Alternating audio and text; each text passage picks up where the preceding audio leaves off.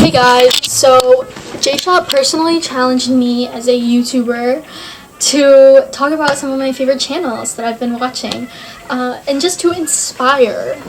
The first one we have Aleese's Lightyear. As China is pretty homogenous in terms of ethnicity, obviously her as an American really sticks out. She's documented her experience as a black woman in China.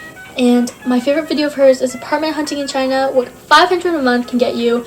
It's interesting to see the different architecture choices and design layout. For instance, I know that Chinese bathrooms, their bathroom is a wet bathroom, so that means that their shower is kind of the whole bathroom. I was going over my favorite YouTube channels, and here's another one for you. The first YouTuber I have is Beep World. She's a fashion content creator. She does a lot of thrifted items. I remember this one video she did. She thrifted a lot of, outdated clothing from like the 2000s, and she styled them, and I really like her style.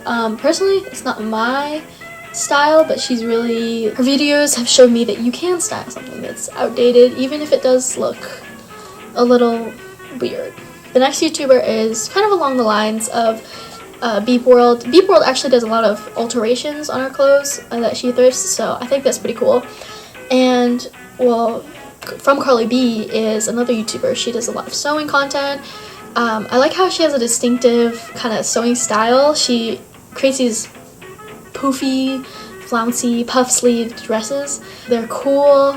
She likes to do intricate patchwork on them. The video that I enjoyed the most was her one where she made a dress out of all the scrap fabric she had. As a sewist, the worst thing to do is throw away all your scraps, because that could turn into some cool project, and I know I have hoarded my scraps for a long time, so yeah, to be able to see her make something new out of it and to inspire me as well to make something new out of my scrap fabric is pretty cool. The next YouTuber is Izzy Snapshots.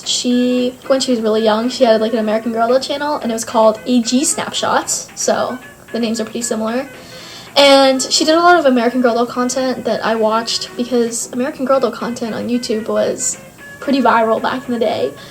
But then she made this other YouTube channel called Izzy Snapshots, and that's more her personal, more up-to-date YouTube channel, and it's cool to see how she went filming YouTube videos about American Girl dolls to going to med school, and I really just like the style of her vlogs. I mean, they're not too intricate and they're not too crazy.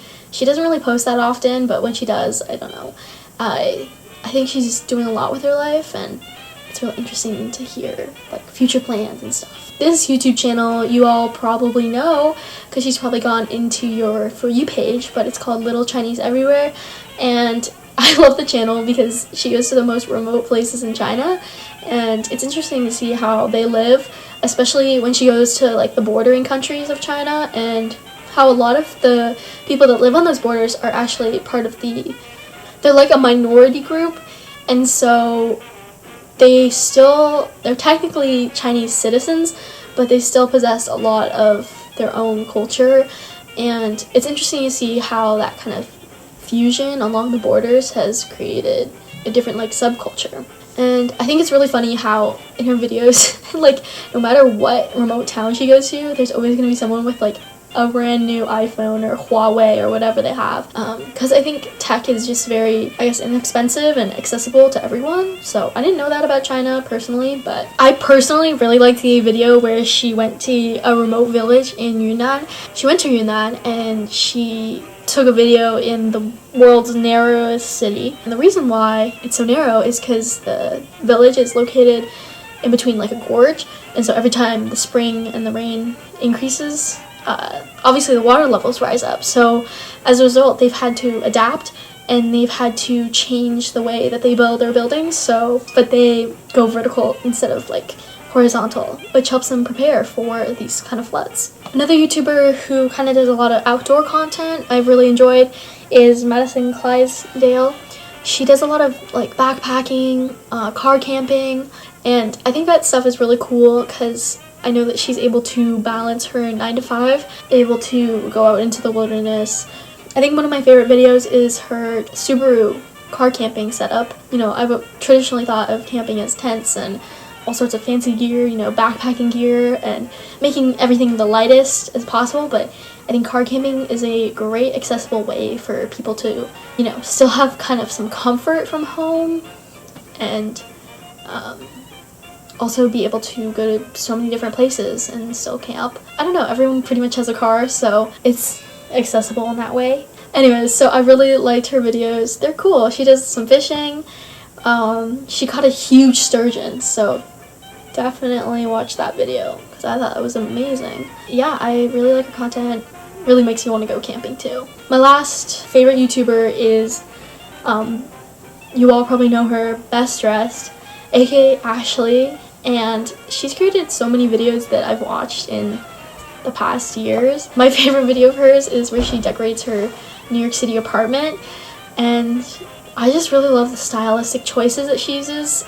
She has like a lot of vintage flair, vintage inspired stuff, and I think in this case she's kind of reshaped my aesthetic, and now I just really admire the kind of old-timey. I like the more rustic, more apartments with more character than those, you know, the shiny high-rise apartments, because you can't really do much to them. But oh my gosh, her content is so awesome. I'm really disappointed that she left YouTube because some creepo decided to come up to her house and like spy on her, which is crazy. But yeah, she hasn't uploaded in ages. She's very active on Instagram, and she seems like she's doing a lot of like high-end fashion stuff.